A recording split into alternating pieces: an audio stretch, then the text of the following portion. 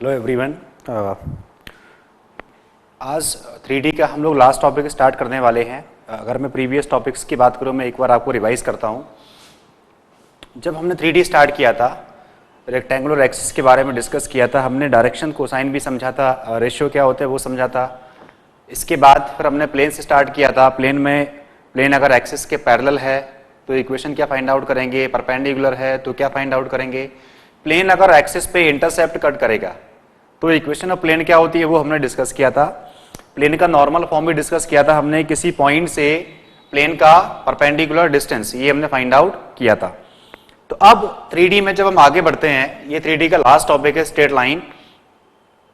आप coordinate geometry में भी इस टॉपिक को पढ़ते हैं, बस वो 2D में काउंट होता है। 3D में स्ट्रेट लाइन जब हम डिस्कस करेंगे तो सबसे पहले हम क्या पढ़ेंगे, इसका जनरल फॉर्म,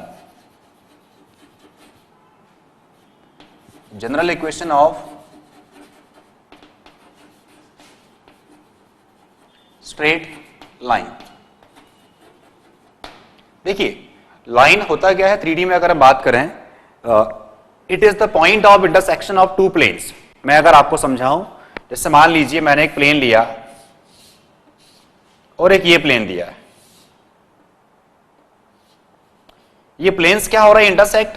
तो जो इनका पॉइंट ऑफ इंटरसेक्शन होगा, जब दो प्लेन्स क्या होते हैं, इंटरसेक्ट, इस तरीके से आप काउंट कर सकते हैं। देखिए प्लेन परपेंडिकुलर नहीं है, अगर प्लेन परपेंडिकुलर होंगे तो भी क्या बनेगी, लाइन। तो जब दो प्लेन इंटरसेक्ट हो, या अगर हम दो प्लेन्स का इंटरसेक्शन फाइंड आउट करें, तो आप देखेंगे कि जहां पे प्लेन इंटरसेक्ट होते हैं, ये जो इनका पॉइंट ऑफ इंटरसेक्शन होगा वो क्या बनेगा, एक line.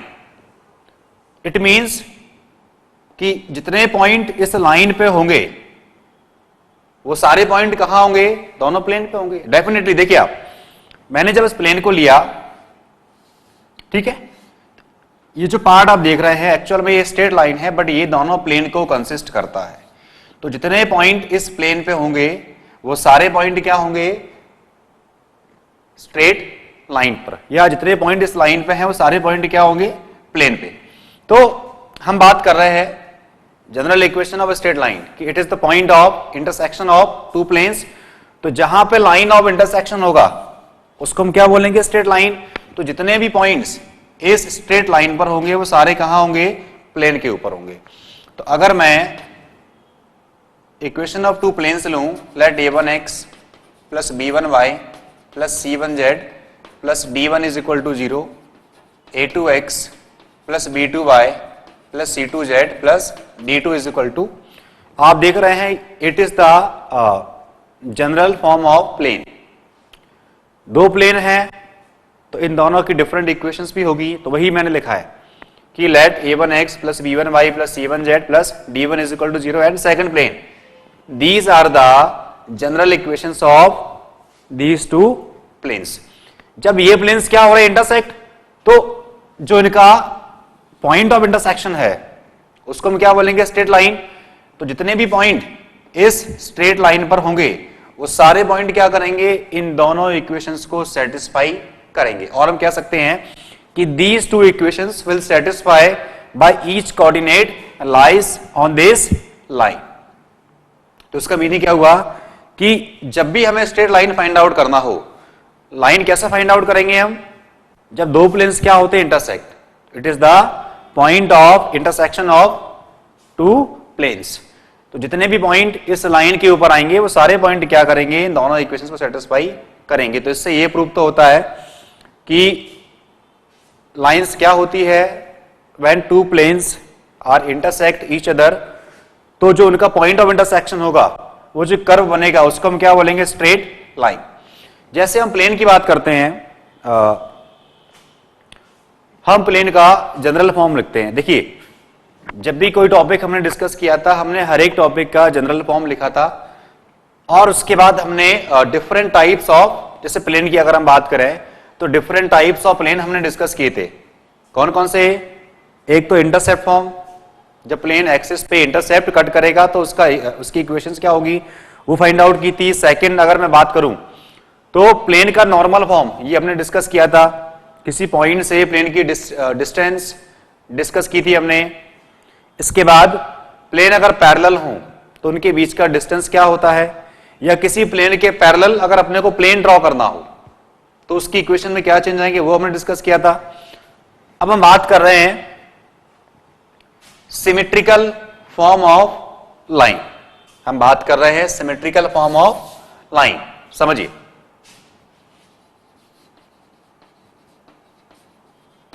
Symmetrical form of straight line. जैसे हम प्लेन को इन दो इक्वेशन से डिनोट करते हैं, रिप्रेजेंट करते हैं, ऐसे ही लाइन का सिमेट्रिकल फॉर्म भी होता है। अब वो क्या होता है वो हम समझते हैं। देखिए, मान लीजिए ये रेक्टेंगुलर कोऑर्डिनेट एक्सिस मैंने सपोज की y, x और z, ये हो गया origin.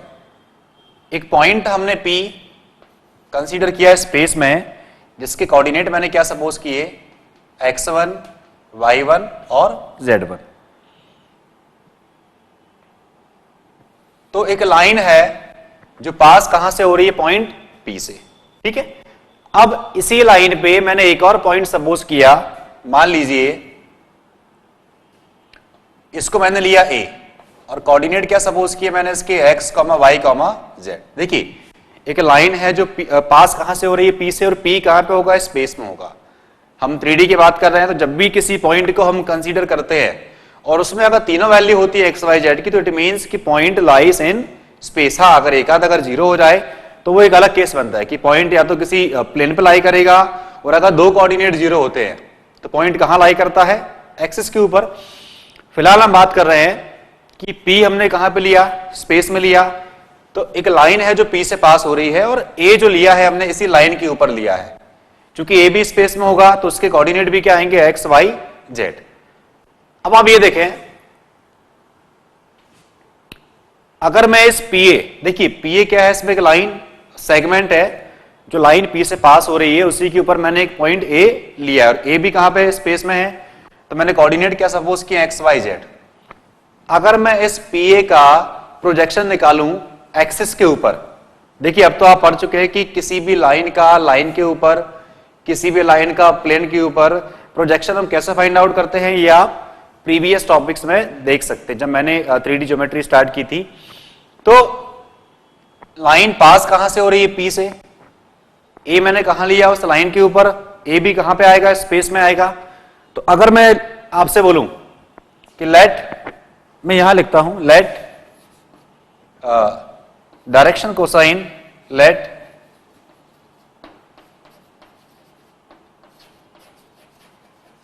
Direction cosines of PA are L, M, N, और आप कह सकते हैं cos अल्फा, cos बीटा और cos गामा, क्योंकि दोनों का मीनिंग सेम रहता है। तो PA के डायरेक्शन कोसाइन मैंने क्या सपोज कर लिए, LMN। अब अगर मैं आपसे बोलूं कि projection of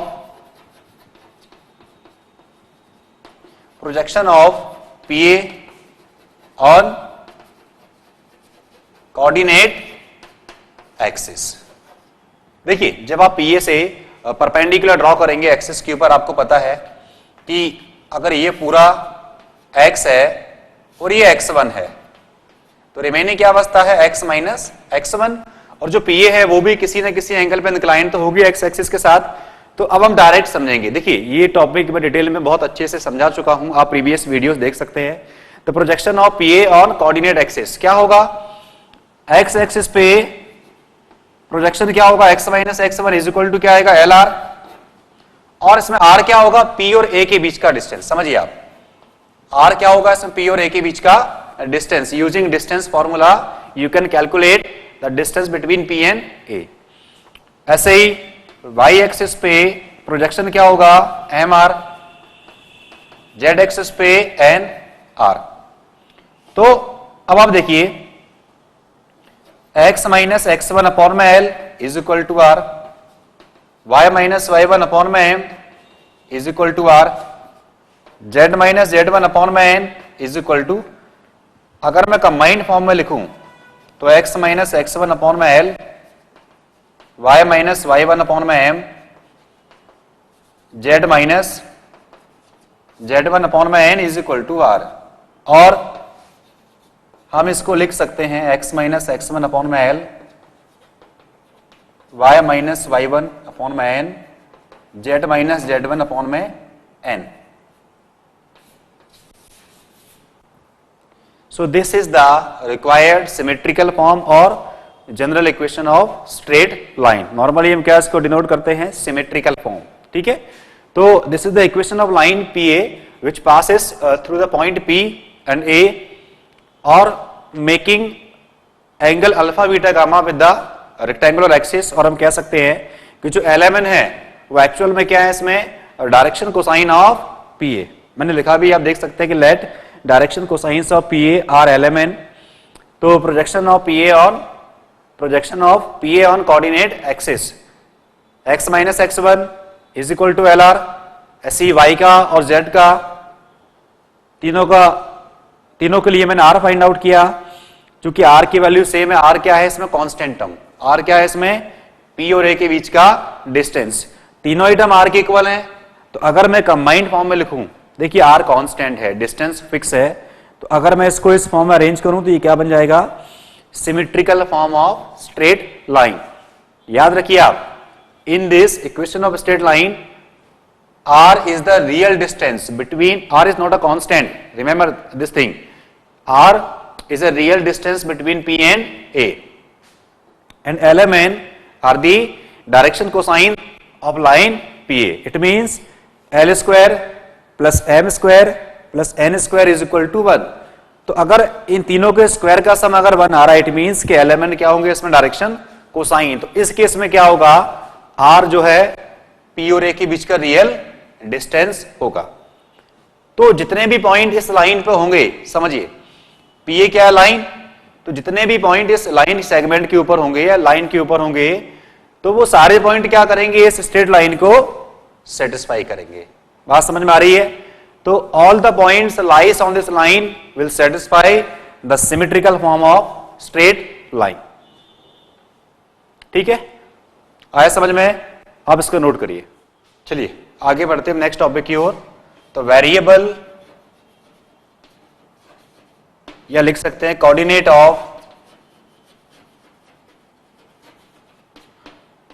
of variable point on a straight line.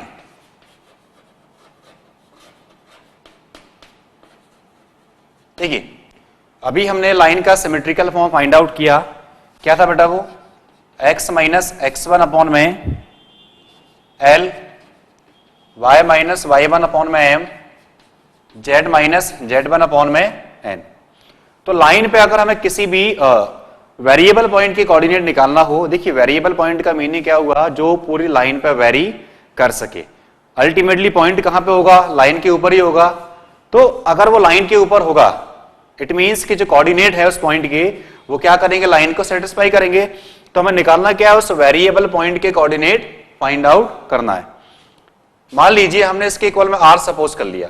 ठीक है, तो यहां से अगर आप l निकालेंगे, देखिए आप रिमेनिंग 2 को हाइड करिए, क्या हो जाएगा LR, और x1 को ट्रांसपोज करेंगे तो x क्या हो जाएगा, x1 प्लस LR, y क्या हो जाएगा, y1 प्लस MR, और z क्या हो जाएगा, z1 प्लस NR.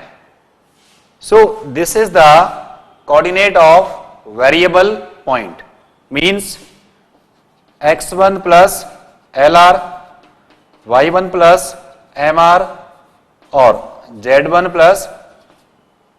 ठीक है, तो ये जो है, जो कोऑर्डिनेट आप देख रहे हैं, ये आप तभी फाइंड आउट कर सकते हैं जब अपने को लाइन, जो सेगमेंट हमने लिया था पी और ए, उसके बीच का डिस्टेंस क्या सपोज किया था हमने, r, और r क्या होता है उसमें, रियल डिस्टेंस. तो r की वैल्यू अगर अपने को पता हो, lmn, तो फाइंड आउट आप कर ही सकते हैं लाइन के डायरेक्शन कोसाइन. क्योंकि जब 2 पॉइंट गिवन हो, किसी लाइन सेगमेंट के 2 पॉइंट गिवन हो, या लाइन 2 पॉइंट से पास हो रही हो, तो डायरेक्शन कोसाइन कैसे फाइंड आउट करते हैं, ये हम डिस्कस कर चुके हैं. फिलहाल हमें क्या निकालना है कि जो वेरिएबल पॉइंट लाइन के ऊपर होगा उसके कोऑर्डिनेट क्या होंगे, हम ये फाइंड आउट कर रहे हैं. तो हमने इक्वल टू में r सपोज किया, यहां से अपने को एक्स वाई जेड मिल गया। मैं फिर से रिपीट कर रहा हूं कि in this case R is the real distance between P and A and L M N are the direction cosines of line P A. बात समझ में आ रही है? तो ये है वेरिएबल पॉइंट के कोऑर्डिनेट, इसको आप नोट कर सकते हैं। मैं अगर आगे बढ़ूं, नेक्स्ट टॉपिक पे अगर मैं आऊं, देखिए हम बात कर रहे हैं इक्वेशंस ऑफ कोऑर्डिनेट एक्सिस। आपको पता है कि जब हम रेक्टेंगुलर सिस्टम की बात करते हैं, फिर से अगर मैं डायग्राम ड्रॉ करूं तो आप देख रहे हैं कि जो एक्स एक्सिस है, X axis are the intersection of X O Y plane and Z O X plane. Similarly Y axis are the intersection of Y O Z plane and X O Y plane. Z axis are the intersection of Y O Z plane X O Z plane. Got it? तो every axis are the intersection of two planes. तो हम बात कर रहे हैं equation of coordinate axis की। मैं अगर बात करूं एक्स एक्सिस के लिए, देखिए एक्स एक्सिस क्या होता है? पॉइंट ऑफ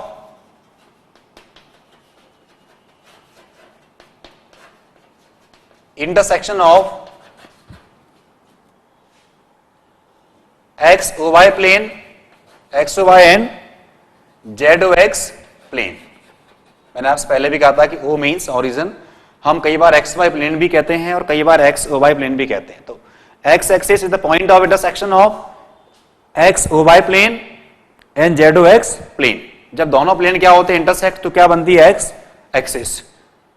अब एक्स ओ वाई और जेड ओ एक्स प्लेन, आपको पता है कि जब हम एक्स वाई प्लेन की बात करते हैं तो इस पे जेड क्या होता है? 0।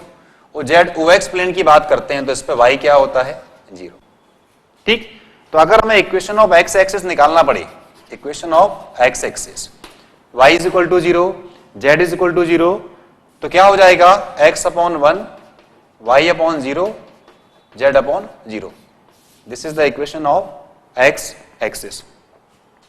ऐसे ही आप लिख सकते हैं कि y axis are the point of intersection of X O Y plane and Y O Z plane. बात समझ में आ रही है? तो जब दोनों प्लेन क्या करेंगे? इंटरसेक्ट होंगे, तो क्या बनेगी? Y axis. ऐसे ही जेड एक्सिस के लिए जेड ओ एक्स प्लेन और वाई ओ जेड प्लेन। जब दोनों पॉइंट इंटरसेक्ट होंगे तो बनेगी जेड एक्सिस। तो वाई एक्सिस के लिए एक्स ओ वाई प्लेन पे वाई क्या होगा? सॉरी, जेड क्या होगा? 0। और वाई ओ जेड पे एक्स क्या होगा? 0। तो अगर मैं इक्वेशन ऑफ वाई एक्सिस लिखूं, इक्वेशन ऑफ वाई एक्सिस क्या बनेगी बेटा? x upon 0, y upon 1, z upon 0। मैं अगर बात करूं इक्वेशन ऑफ z एक्सिस की, कितना आएगा? x upon 0, y upon 0, z upon, z axis क्या होगी? Point of intersection of Y O Z plane and Z O X plane. तो वाई ओ जेड पे क्या होगा? x0, और जेड ओ एक्स में क्या होगा? y0। ओनली z रहेगा। तो equation of z axis, y and x axis, इसको आप नोट कर सकते हैं। Got it? चलिए लास्ट टॉपिक में डिस्कस क्या किया हमने? Equation of coordinate axis. अब हम नेक्स्ट टॉपिक पे आते हैं कि जैसे हमने फर्स्ट फॉर्म डिस्कस किया था, सिमेट्रिकल फॉर्म ऑफ लाइन, जिसमें लाइन के डायरेक्शन कोसाइन भी अपने को दिए थे, और जो आर हमने एक टर्म लिया था, मैंने आपसे कहा भी था कि R is a real distance between P and A and L M N are the direction cosine of line P A. अब मान लीजिए अगर अपने को रेशियो दिए हों, मैं अगर बात करूं कि अगर अपने को लाइन के डायरेक्शन रेशियो दिए हों, तो उस केस में लाइन का फॉर्म क्या बनेगा वो हम समझते हैं। मैं लिखता हूं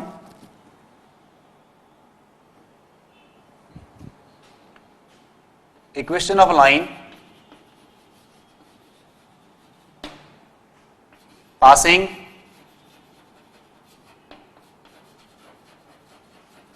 passing through x1, y1, z1 having